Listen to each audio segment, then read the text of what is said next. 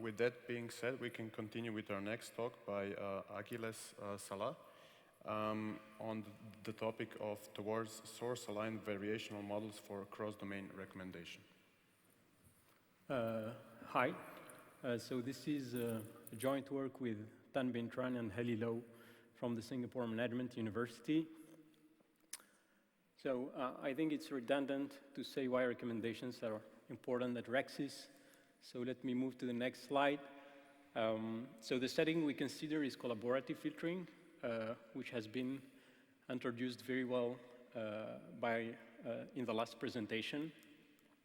So the objective is that we have some user and item interactions, and we seek to predict the unknown interactions.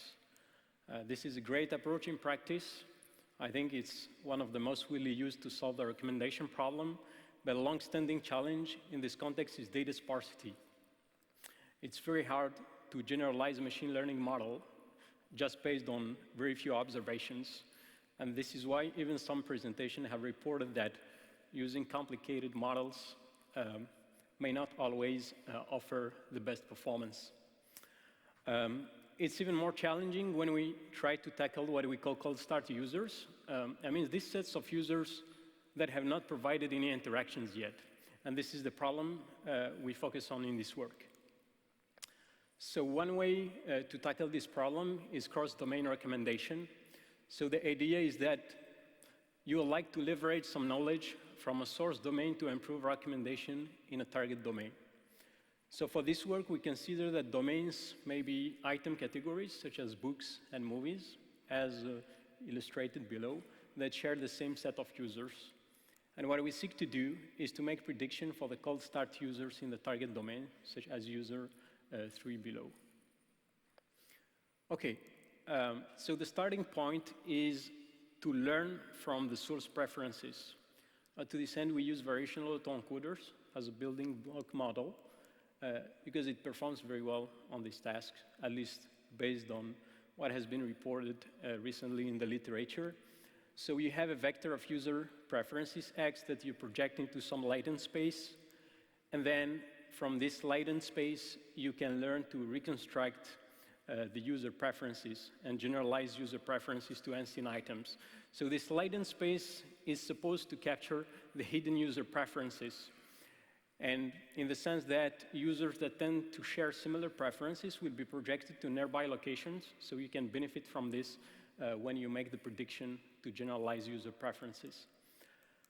Okay, so from a probabilistic perspective, you can see this as a probabilistic autoencoder, where you are not projecting users into specific points, but into distributions. So it's just a generative model. So in this plate representation here, we have the latent variables with the empty circles and the observations with the gray filled circles. So in this context of variational autoencoder, we are particularly interested in inferring the user representations, or the posterior over the user representations P of z given x, but which is unfortunately intractable. So we have to approximate it with this Q, or the variational encoder. Okay, so this is standard, and this approach has been proposed as variational autoencoder for collaborative filtering in 2018. So now we are interested in making use of this model to improve recommendation in the source model. So the key assumption that we make in this work is that the hidden user preferences should not vary too much across domains. Of course, that's not always true, because you may agree with some users on one domain and disagree on another domain, but there are definitely some similarities across domains. And those are the similarities that we are trying to capture in this work.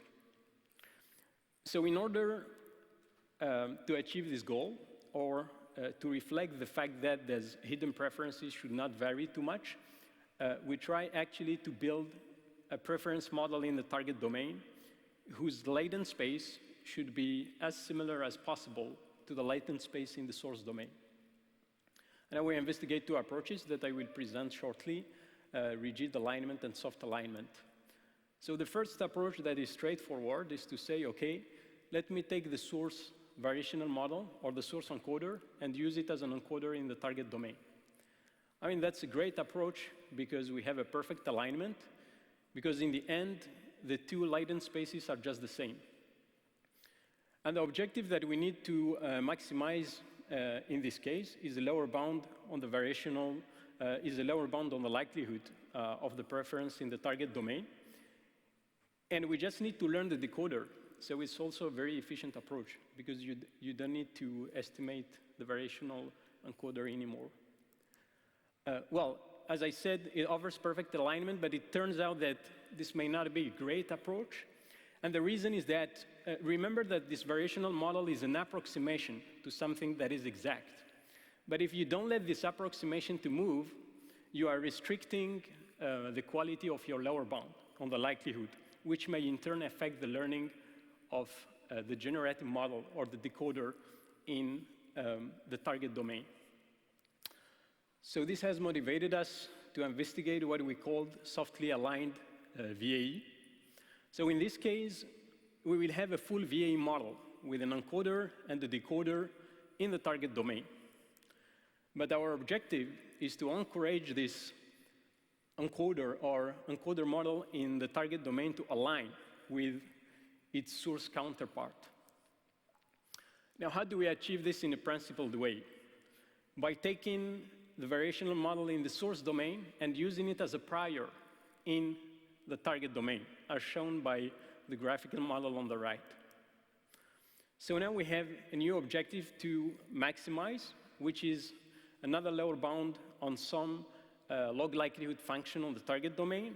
And now we can see clearly how actually using the source variational model as a prior achieves our objectives in terms of encouraging the variational model in the target domain and the source domain to align.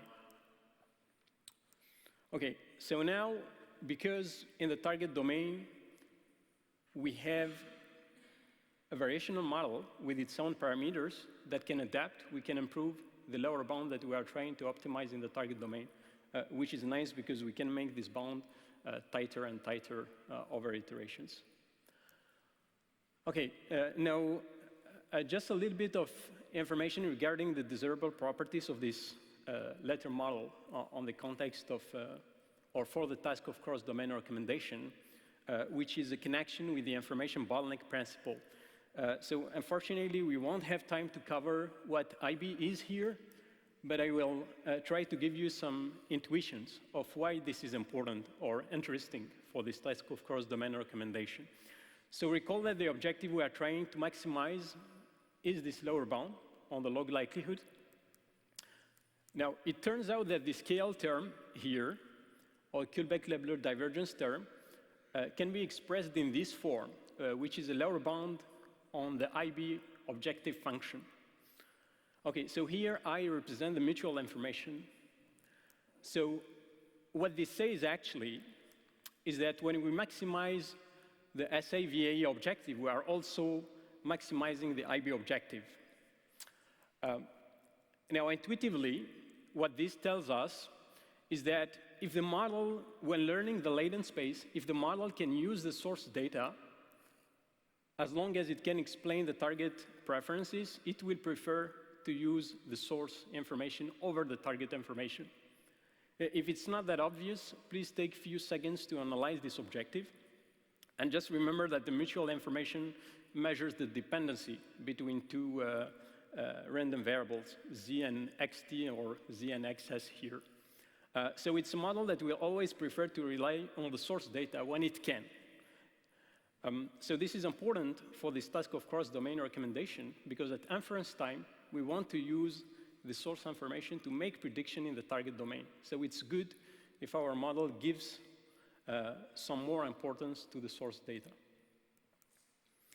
Now, so we ran several experiments on some public datasets, mainly from Amazon and Dubai, which are widely used for this context of cross-domain recommendation. And one specificity in this experiment is that the test set users in the target domain are all cold start users. we assume that we have no information about the users, the test users in the target domain. Okay, so we compare to multiple methods that are represented here, which are all designed to solve this problem of cross-domain recommendations. But maybe one that is of interest is VAE, that actually we can directly apply the vanilla VAE to solve this cross-domain recommendation problem simply by concatenating the different domains. So we will see if it makes sense to develop more sophisticated methods or not. Okay, and then we have the two proposed models, and you can easily compare them based on their graphical models. Okay, so what the results show here is that the two proposed models significantly improve over the baselines. And those are results that are also significant statistically as we test. And more importantly is that we notice that in most cases, we observe that simply applying the VAE on the concatenation of all the models actually performs the worst, which may be explained by the fact that when you concatenate multiple domains, then you are just exacerbating the sparsity problem, which also signals the importance of trying to tailor models specifically for this task of cross-domain recommendation. Okay, so to conclude, the two proposed models offer promising performance for cross-domain recommendation on 6 public datasets. And we establish an insightful connection between the softly aligned VAE and the IB principle, which reveals some interesting properties for this task of cross-domain recommendation. And then for future investigations, one possibility is to consider integrating some auxiliary data, such as graph, as we've seen in some presentations, or text, which can further help to address the sparsity problem, or consider other cross-domain scenarios. In particular, in this case, we focused on users, but you can also have cold start items. And there is a model called BVAE, which is an extension of VAE to represent both users and items simultaneously, which can be actually considered or extended based on the same ideas of this work to tackle cross-domain recommendations simultaneously on the user and item side. And that's it for me. Thank you very much for your attention.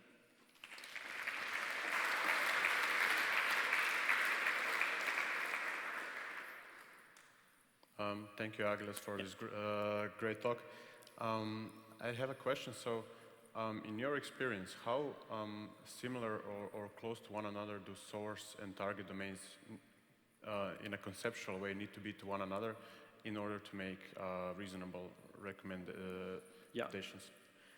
That's actually a great question, because that's the whole point of this work.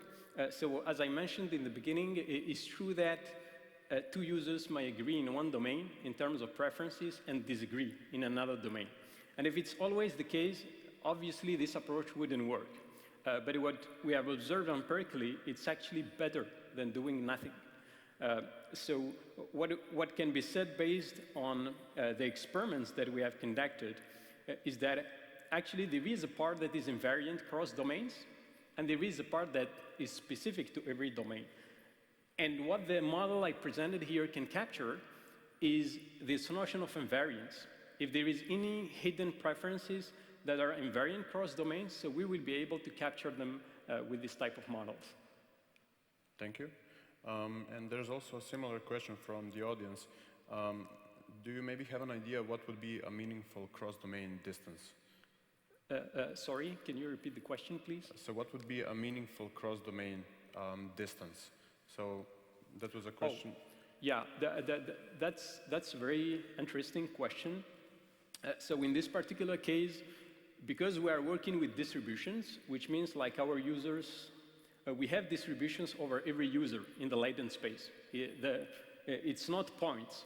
So one suitable way to measure, I wouldn't call it a distance, it's a divergence here, is to use any appropriate distance between probability distributions. And the Kilbeck-Leibler divergence is one popular divergence to measure how close or far two distributions are. But it really depends on the application. If you use a continuous latent space, for example, which is deterministic, you can use the Euclidean distance. So it's really domain, it's really model specific. Yeah.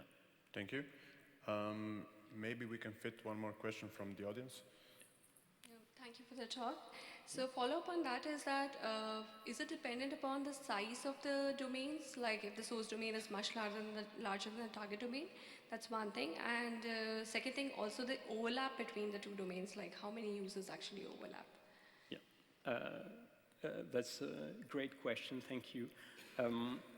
For the first one, it's indeed make more sense if you have more information in the source domain to transfer to make use to improve recommendation in the target domain. Obviously, if you have very few information in the source domain, you won't be able to estimate a good user model.